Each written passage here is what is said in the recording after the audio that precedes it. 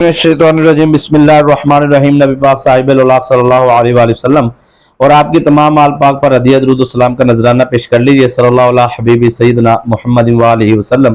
तमाम व्यूअर्स को मेरी तरफ से अस्सलाम वालेकुम व रहमतुल्लाहि व बरकातुहू। सलाम का जवाब कमेंट सेक्शन में जरूर दीजिएगा। जिन दोस्तों ने सलाम का जवाब दिया, अल्लाह पाक उनके रिज़्क़ कारोबार में बरकत अता फरमाए। और ये हमारी हौसला अफजाई होती है जो आप सलाम का जवाब देते हैं, वीडियो को लाइक करते हैं, तो ज़रूर किया करें। इससे जौन सा है वो कोशिश करते हैं फिर भी कि आपके जितने भी सवालात के जवाबात है वो भी आपकी गोश गुजार किए जाएं। और जो भी मामलात हैं, इस हवाले से मैं आज आपको ये दुश्मन को ब्लैक मेलिंग से निकलने का अमल है जी, जो मैं आपको अर्ज करने जा रहा हूँ। एक बहन है, उनका एक सवाल भी है। वो कह रही हैं कि मेरे वजूद के अंदर कुछ ऐसी बीमारियां हैं, मैं ब्लैक मेलिंग का अमल बाद में बताऊंगा, पहले ये सवाल का जवाब सुन लें, शायद इसकी आपको ज़रूरत हाजत हो तो इससे आपको फ़ायदा हासिल हो जाएगा। 2-3 मिनट के अंदर अंदर मैं इसको क्लियर करता हूँ, उसके बाद आपको अमल बताने जा रहा हूँ। दुश्मन के हवाले से, अगर आपकी दुश्मन ब्लैकमेल आपको कर रहा है या उसने ब्लैकमेल कर करके आपकी ज़िंदगी को बर्बाद कर दी, सिर्फ 5 मिनट का अमल मैं आपको बताऊंगा और उससे दुश्मन की फ़ौरन ज़ुबान बंदी होगी। लेकिन ये सवाल पहले आप सुन लें। एक बहन है, उन्होंने मुझे सवाल, मतलब आते रहते हैं सवालों जवाब से निशिस्त, लाइव भी चलती है इसी चैनल पर, कभी कभार कर देते हैं लाइव, तो इंशाल्लाह उसका एक टाइम भी रखेंगे कि इतवार वाले दिन कोशिश किया करेंगे कि दिन 9-10 बजे लाइव आने की, पाकिस्तानी टाइम के मुताबिक। तो अभी कोई तरतीब बनी नहीं है, इंशाल्लाह जैसे बनेगी फिर आपको नेक्स्ट आने वाली वीडियो में फिक्स टाइम बता देंगे। हफ्ते में एक दफ़ा लाइव आ जाया करेंगे ताकि आपके सवालों जवाब ले लिया करें।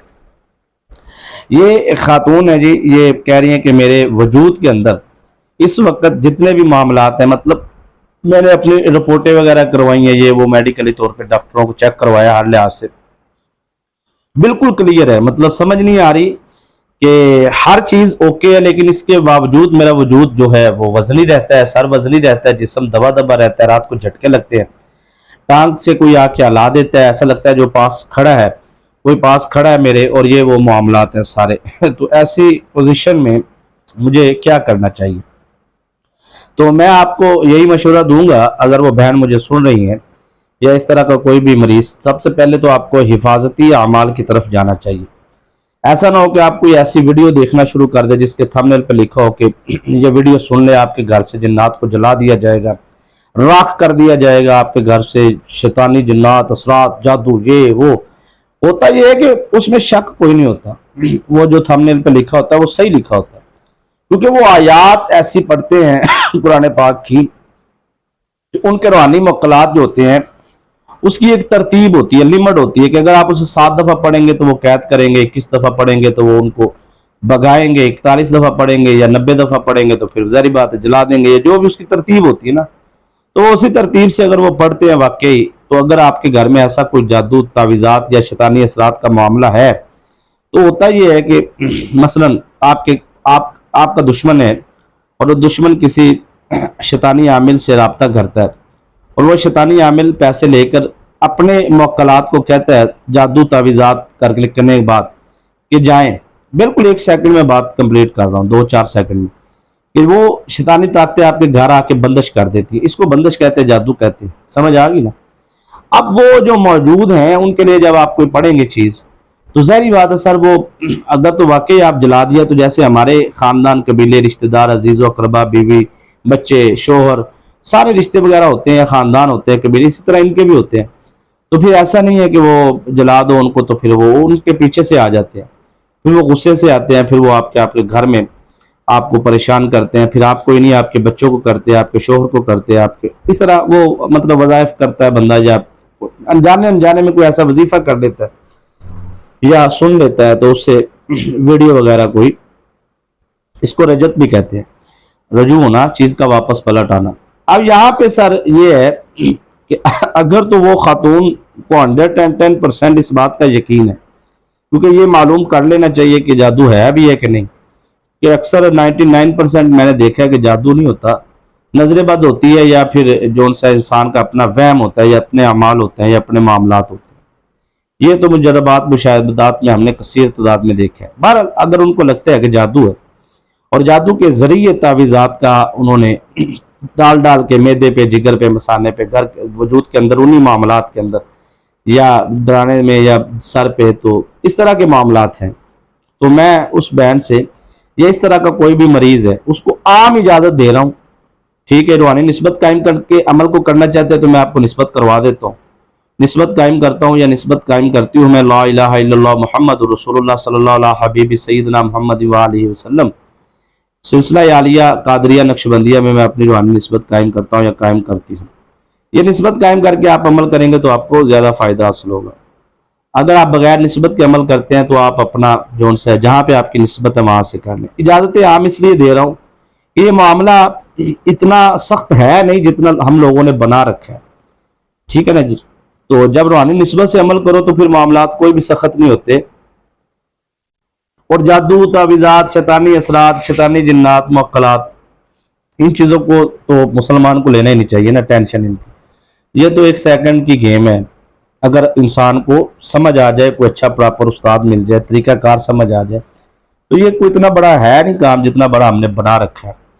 बहरहाल अगर उनको लगता है कि उनके वजूद के अंदर इस तरह का मामलात है तो फिर वो जो उनसे है उनको चाहिए कि हिफाजती अमल सबसे पहले करें, फिर उसके बाद दूसरे वज़ाइफ आहिस्ता आहिस्ता करें। पहले आप सबसे पहले अपनी हिफाजत को यकीनी बनाएं। उसके लिए मैं आपको बता देता हूं कि आपने सबसे पहले करना क्या है। जिनको लगता है वजूद को डर लगता है या जिनको जिस्मानी तौर पर खौफ महसूस होता है या जिनको वजूद के अंदर ऐसी बीमारियां लग गई, अद्वियात खाने से उनको फायदा नहीं हो रहा, तो इस तरीक़ाकार के मुताबिक आपने जो है ये कुरान पाक का ये वजीफा है, ये आपने करना है। सबसे पहले आपने 21 मरतबा दुरूद इब्राहिम पढ़ना है जी, और 41 मरतबा 41 टाइम 41 मरतबा सूरह फातिहा पढ़नी। इसका टाइम आपने रखना है जी असर से मगरब के दरमियान। समझ आ रही है? ये सिर्फ उन लोगों के लिए जो जादू की जद की वजह से परेशान है, ठीक है। उस टाइम बोतल बना लेनी है, पानी पे दम कर लेना, थोड़ा सा पानी पेशानी पे लगा लेना, चेहरे पे लगा लेना, पानी पीना नहीं। असर के बाद आपने ये पढ़ाई करनी है, पानी पे दम करना है, थोड़ा सा पानी आपने चेहरे पे लगा लेना है, पेशानी पे लगा लेना है, पीना नहीं।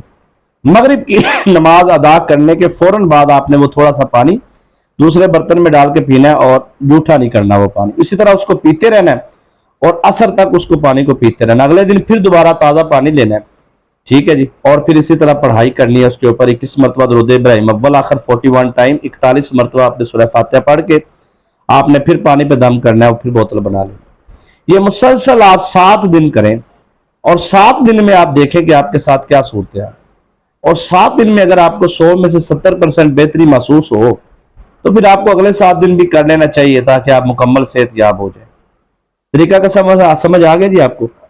आप दुश्मन के हवाले से जो दुश्मन आपको बार बार ब्लैकमेल कर रहे हैं ना जी, नहीं बाज आ रहा, मुसलसल ब्लैकमेल कर रहे हैं किसी न किसी चीज से, तो जारी बात है कोई भी जिंदगी के अंदर मामलात हो सकते हैं। या आपको तंग कर रहा है, परेशान कर रहा है जुबान से, जैसे ऐसे दुश्मन के लिए आपने इशा की नमाज के बाद बैठ जाना है, तस्वीर सामने रख ले, तस्वीर नहीं है तस्वुर बांध ले, तस्वुर भी नहीं है नाम ले ले दुश्मन का और दुश्मन की वालिदा का, ये भी नहीं मालूम, तो फिर आपने इस अमल को कैसे करना है ये समझिए।